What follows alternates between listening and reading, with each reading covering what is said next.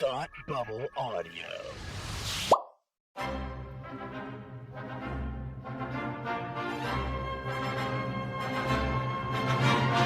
Look, up in the sky! You will never find the more wretched hive of scum and villainy. Welcome to Beer with Geeks with Tim and Frank.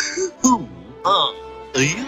I'm Batman. I am Iron Man. Your friendly neighborhood Spider-Man. Hi, Christopher. I'm Nero. My name is Inigo Montoya. You're a wizard, Harry. A couple of guys with a couple of beers and a whole lot of pop culture nostalgia. Make it so, number one. Ladies and gentlemen, the Beatles. Named the dog Indiana. Life finds a way. I am serious. And don't call me Shirley. Now sit back and crack open a cold one, because it's time for Beer with Geeks. It comes in paints. Shaken, not stirred. Great Scott! I was way off. I knew it started with an S, though.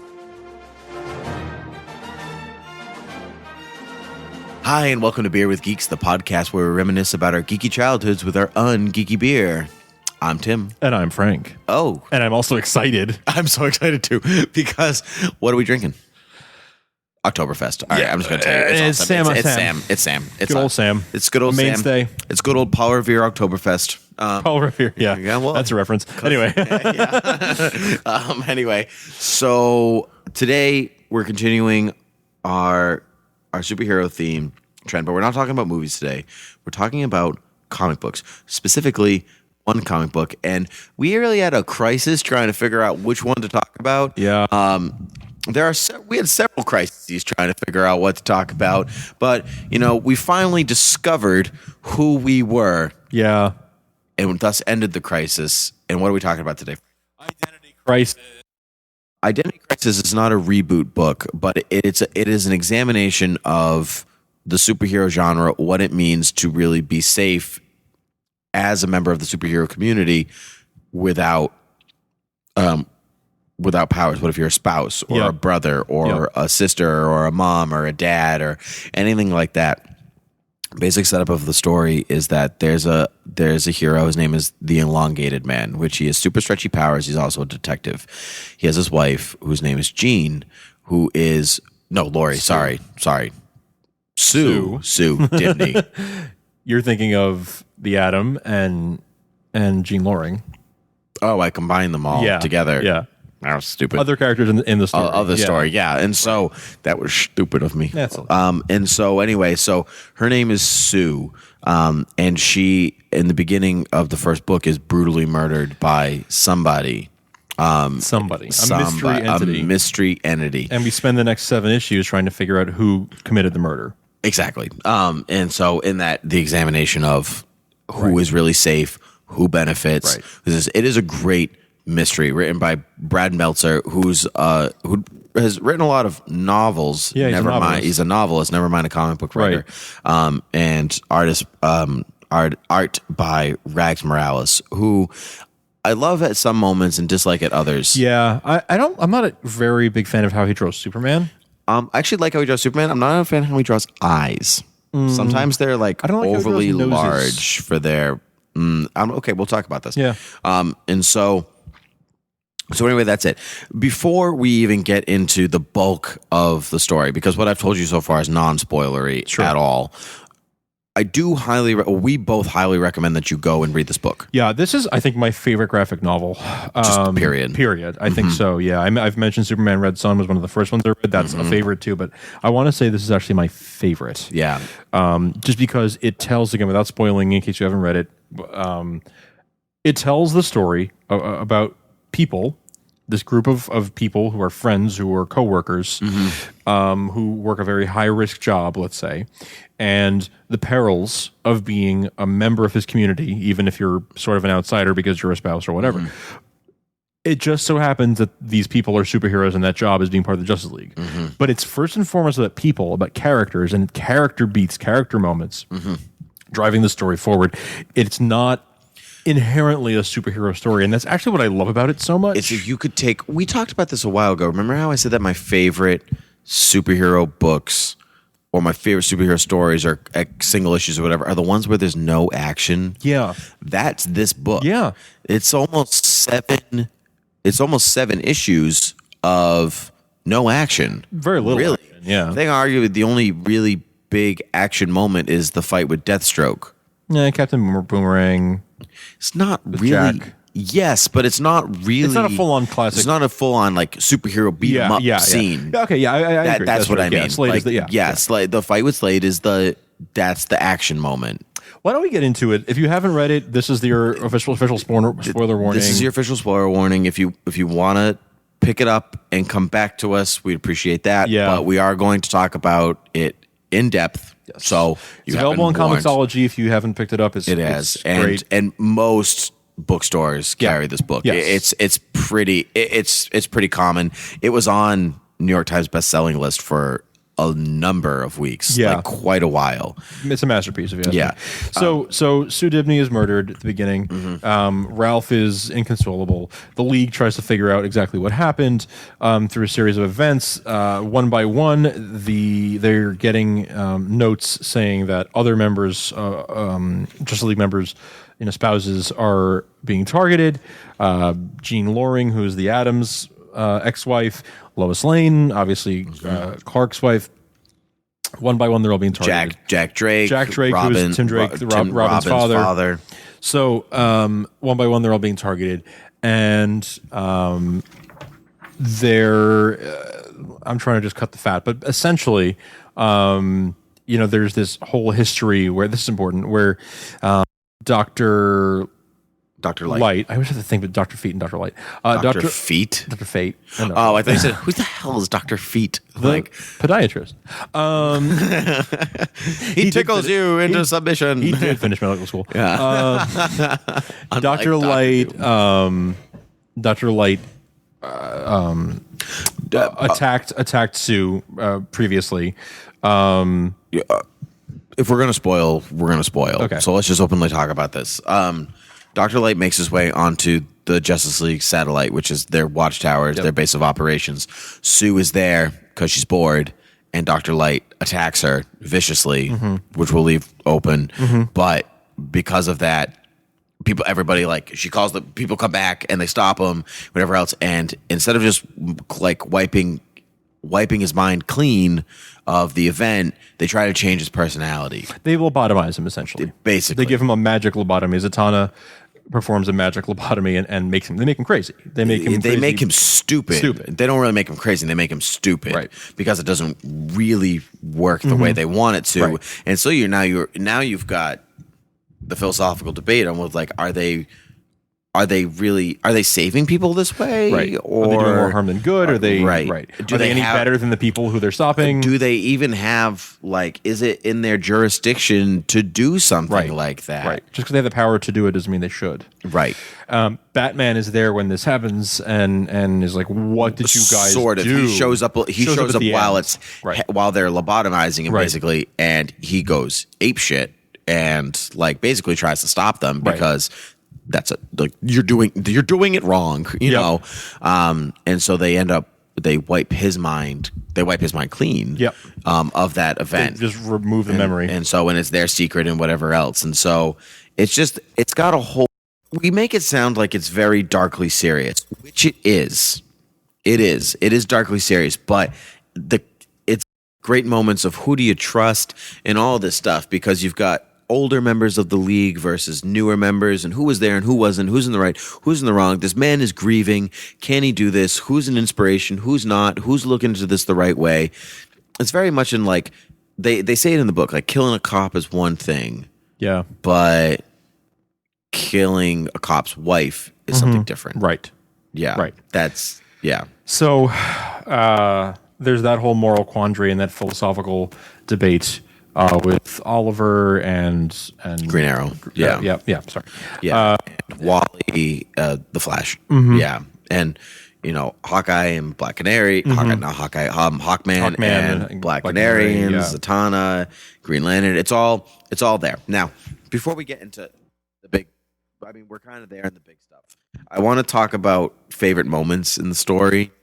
Well, let's wrap up the recap and then let's talk. Okay. So it turns out, in the end, Jack Drake is killed by Captain Boomerang. Yep. Yeah, that's a person. Yeah. And will be appearing, or has appeared on Slash. Yeah, CBD ish.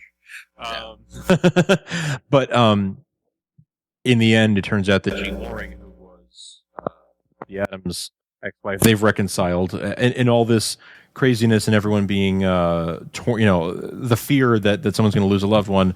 Clark and Lois are brought closer together, and everyone is brought closer together. Clark and so, with his parents, right. Clark with Lois. Right. So Ray and Jean kind of rekindle their romance a little bit, and in the end, it turns out that Jean went insane and wanted to force Ray to come back to her. So her method of doing that was to shrink herself down in one of his old suits, and she was going to try and knock out Sue. Sue is who is her friend, just give everyone a little bit of a scare. She was not trying to hurt her or definitely not trying to kill her. Just give her a little bit of a scare. Give everyone a little scare, and maybe she get back with Ray, and no one would be hurt. But as it turns out, she accidentally killed her and then tried to cover her tracks by torching the place. Jean is insane. And then pretends that somebody broke into her home, and she hangs herself and pretending that somebody else did it. Right. And now these apartments are equipped with Thanagarian, apocalyptic, mother box, Kryptonian technology, all this technology, and as they say, even the scary stuff that Bruce invented. Right. So it's all this alien tech, and then the scary stuff that Batman invented. whatever that is. Yeah. Whatever that is. Yeah. The other stuff isn't scary, but Yeah. And so it's just the sad conclusion of Ralph just talking to himself, thinking he's talking to Sue, sleeping on one side of the bed and leaving the other side open for her, and just so sad. It's the whole book right at the end is very sad. I mean, Ollie is the one that gives Ralph the okay to be like, hey, you should just talk to her. You've lost this person that you love. There's no need to not say hi. People talk to themselves all the time. Why can't you talk to your loved ones that way? And so the book really ends with the sadness of him talking to his wife, who's not there, but it's all he has left because he loved her so much. And the book really does a great job, if you don't know who these characters are, setting them up for you without having to know a lot. But the first couple of pages really give you an amazing flavor for who Elongated Man is, who his wife is, how they met, how much they love each other. It's all there for you. And even because, I mean, when I read this book, I didn't know who a lot of these characters were. Because I wasn't super familiar with Elongated Man, or even who Sidney was or anything, but I still felt the impact of her death. It. Yes, absolutely. And I think that's why it's so important. Again, it doesn't matter if you know these characters or not. It doesn't matter if you're a comic book reader or not. You're just feeling the impact because it's a good story written by a good novelist. You just feel like he gives you enough that you feel like you know them for the purposes of the story, and the impact of the events are felt. Yep. I couldn't agree more. I love this story so much. I mentioned it's my favorite graphic novel, not only because it's just about humans, but people, not humans, but people. Yeah, that's true. Not all human. Yeah. But I love just how familiar it feels. From the first time I read this, back when I was really getting into comics. And not really, I read it just a couple years after it came out. And I absolutely adore how it has that feeling that it's familiar. You don't have to know anything, but when you do know some things, it adds that much more color and that much more enjoyment to reading it. Just the relationships between the characters, the even just subtle things like calling Wally and Kyle the boys. The boys are grown up now. They need to know what happened with Dr. Light. That's right. Because they're the younger generation. Yeah. Barry at this point is dead. Gone, Hal is dead. And so these are the boys. These are the boys. These are the boys. But this is the boys now grown up. Yep. Right. And so you get that comment. But it's just, if you know these relationships, it means so much more. It is. The device that Brad Meltzer uses where he's constantly defining relationships, right? So it's Lois and Clark, husband and wife, Ray and Jean, lovers, divorcees, and then later lovers. Batman and Robin, orphans. That's the one that gets me every time. Every time when the Jack part is Jack knows that Tim is Robin, and he just discovered this not too long ago, and so there's a lot of moments of Tim staying in and calling out basically sick as Robin, to spend more time with his dad, and they're getting to this place in which Tim has to finally go out again as Robin, because being at home isn't any safe, and basically Captain Boomerang is hired to come in and kill Jack, and it's botched, and Jack kills Boomerang, and as Boomerang kills Jack, and it's just horrible moment in which Robin knows his dad is dying, and talking to him on the phone, as he's dying, as somebody's in the house coming to get him, and it's the race back to the apartment that he's never going to make it back to, and that page in which the panel in which Batman it's a splash panel in which both bodies are dead on the floor and Batman is just holding Tim. It's terrible. It's an so awful, sad. Yeah, Batman and Robin, orphans. It's an awful scene. Yeah, it's so sad. And why is this our favorite? It's so sad, but it's so good because what I can't think of another comic that really hits you like this. Yeah, it just hits me with so much emotion, and I feel. I could read this over and over and over again. When we decided to read this just a few days ago, I was like, all right, yes, an excuse to read this again. Yeah. Maybe what it is when you read a comic book and Batman dies or Superman dies or Iron Man dies or whatever. You're like, they'll be back. Yeah. The cycle of death is broken. But when a character that's their dad, their mom, their sister, they don't come back. Right. Those are the characters that don't come back. Right. So Uncle Ben doesn't come back. You know what I mean? Yep. The Waynes don't come back. Jor-El and Lara don't come back. Those are the characters that you don't touch. Yes. And so that's when death means something. And that's what this book is filled with, when the loss of somebody means something. And so, but anyway, favorite, do you have, we talked about the Batman and Robin moments, but I have four specific favorite moments that I have 7 specific favorite moments, and they're called issues 1 through 7. Yeah. No, what are your whole favorite book moments? is my favorite. Now, I have a lot in here.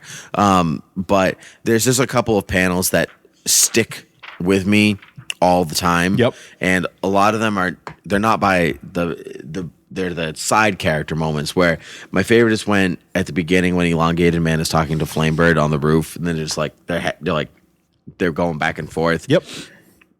And there's this thing with, now Elongated Man is an older character, and so some of the quirks about him are a little bit older. So his nose wiggles when they're he detects something. Yes. There's little things like that. But Flamebird says, Green Arrow said that you made that up for press or whatever. And there's this pause, and it's a moment to moment, and then it switches to him. And he's like, Green Arrow has a bald spot. That's why he wears the hat. Yeah, I love that. I love that. That's awesome. So much spite and so much whatever. Yeah. There's that. And the following right into that, this book has some of my favorite Kent moments ever. Where Clark talks about how Ma Kent always clips the stuff out. She never misses an article about Superman, but he's fighting with Green Lantern this time, and she's like, so is he as nice in person as he is? He's so handsome. He was always so handsome. Noted, this is the original Green Lantern, so the one that from the early, the one that you couldn't use the green against wood. Because of the comic reasons. Well, it's better than, I don't know. I guess that's maybe better than not being able to use it against mustard. Yep. Yeah. Right. They did redeem that parallax, but still. I know. Okay, so I have 3 more moments which I'm going to peel into. One is actually pages back to back, but I'll do. Ma Kent says, she's talking to Clark at the end. She's like, blah blah blah blah blah. You want to take a day off? I can't. He puts on the costume and he pauses. You did that, so I put on the suit, wouldn't you? Just like, that's what mothers are for. Like, I love it so much. So she has a thing for Alan Scott. Yeah, it's just like she's the suit. Like, seeing the son suit, you look so handsome. Like, it's so funny. But the page before that is when Batman goes to visit the grave of his parents with flowers, and he says, "Mom and Dad, please take care of Jack Drake and our friend Sue." Yeah, like that's a crushing moment. That is a crushing moment. He's lost a lot of people, and you don't think about these like having close relationships, but I love it. So think about Batman visiting the grave of his parents in costume that I just love so much. It's just a great vibe. Now, the action scene, Deathstroke. Yeah. I love Deathstroke. I have loved Deathstroke since I first learned about this character. Now, he kind of gained a lot of popularity between the Injustice video game and being the baddie, spoilers, on season 2 of Arrow. Yep. And even being in season 1. Like, there's a lot of Deathstroke in the world right now. Yep. Fake Deathstroke, not real Deathstroke. Yeah. Better than Smallville Deathstroke. And that's terrible Deathstroke, and better than the Lois and Clark Deathstroke that I've already talked about. No, that never happened. I don't know what you're talking about.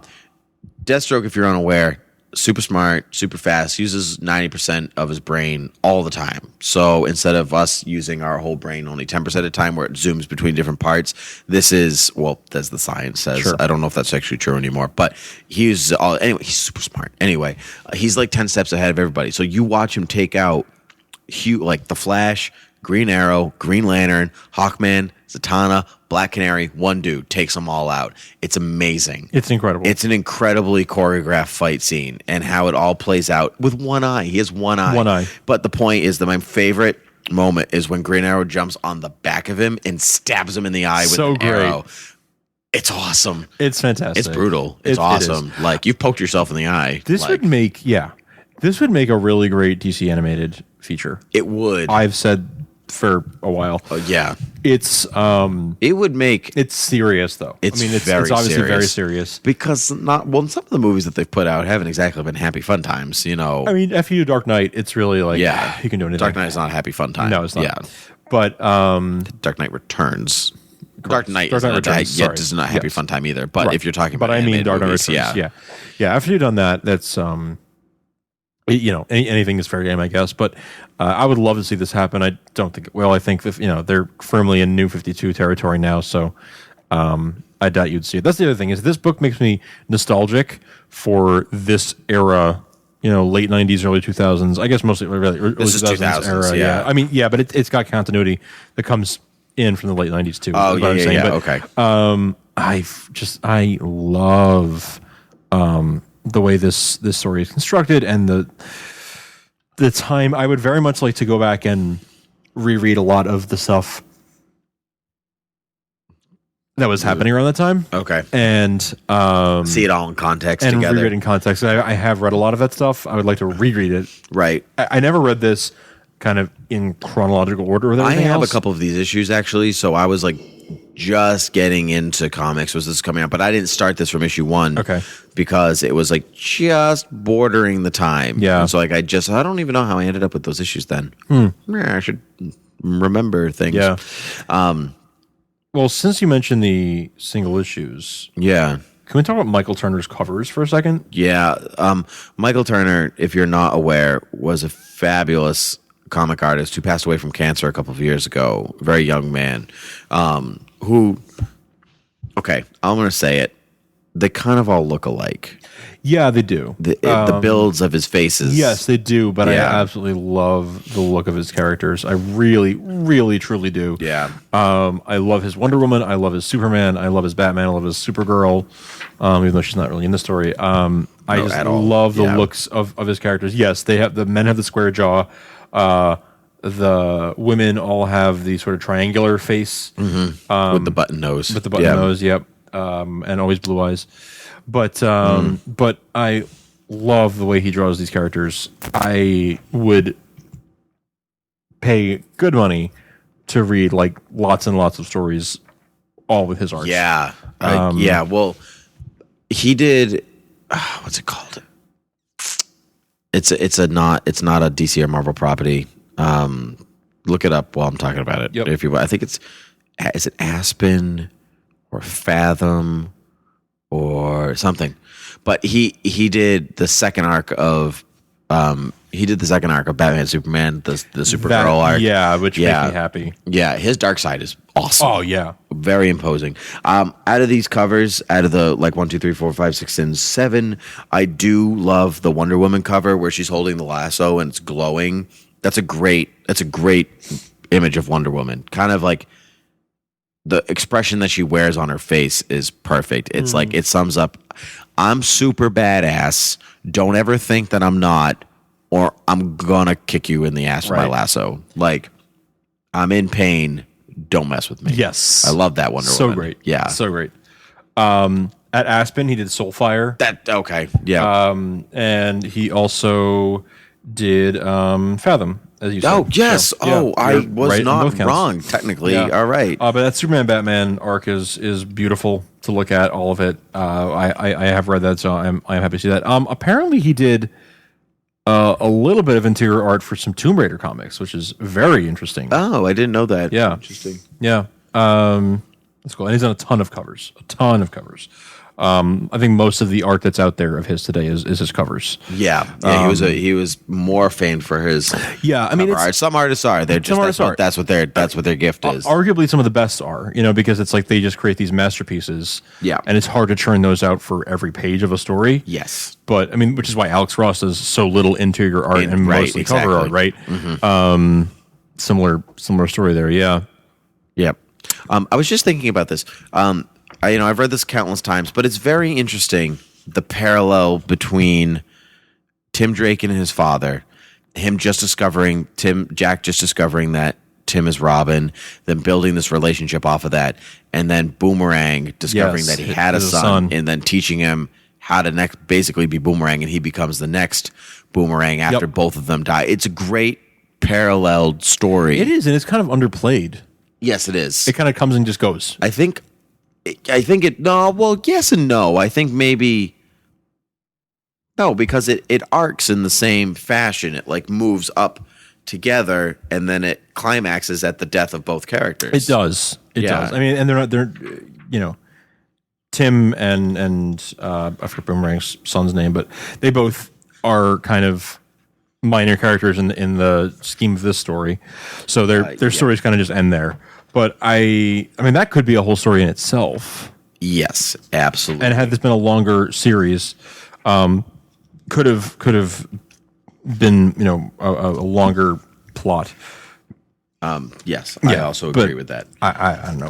We're kind of running short on time now, but I absolutely adore this book. Cannot say enough great things about it. Would love to meet Brad Meltzer and get my absolute edition of this signed. And just shake the man's hand and thank him for writing such an outstanding story. Owen, his son's name is Owen. Thank you. Yeah, you're welcome. Also, just as a side note, if you want to look at if you pick this book up, take a look at the back few pages of the. I was just looking at them now, actually.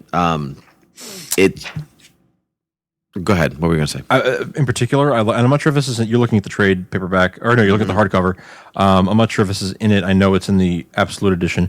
The where Rags Morales lays out all the models he uses for all the faces.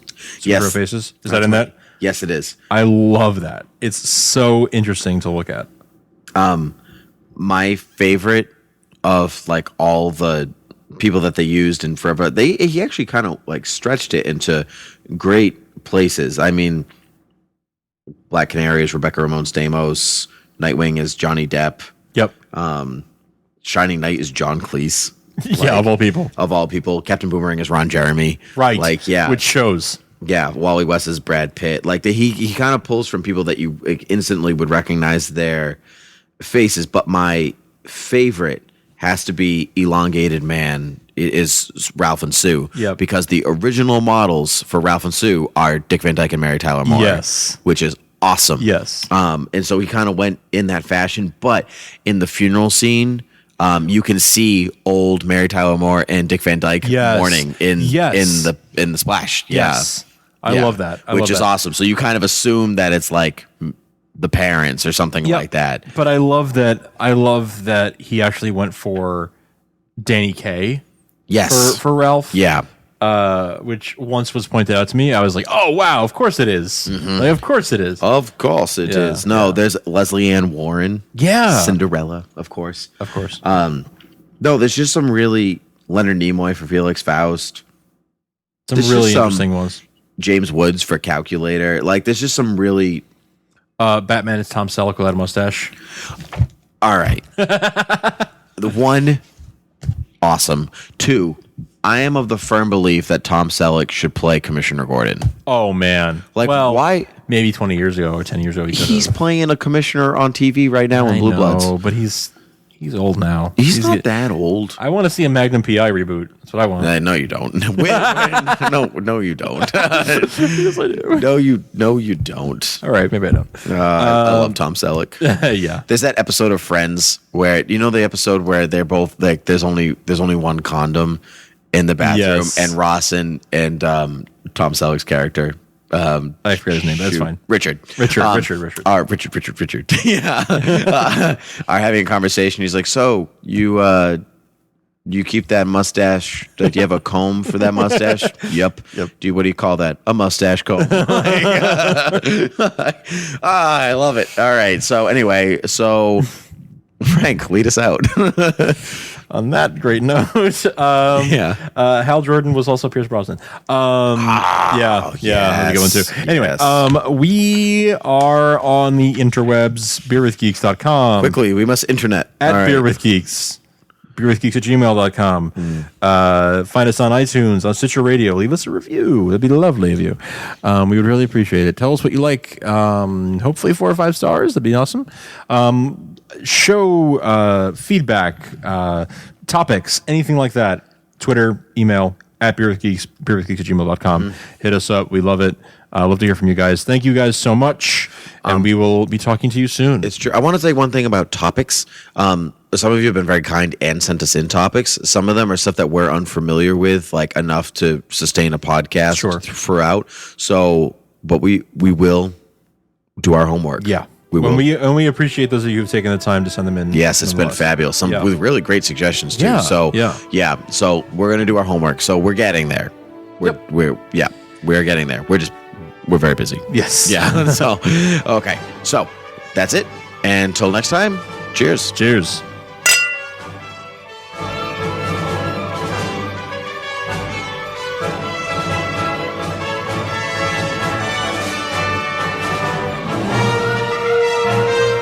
This podcast is intended for entertainment and information purposes only. All character names, sound effects, and quotes are registered trademarks and/or copyrights of their respective trademark and copyright holders. All original content of this podcast is the intellectual property of Thought Bubble Audio Studios unless otherwise indicated.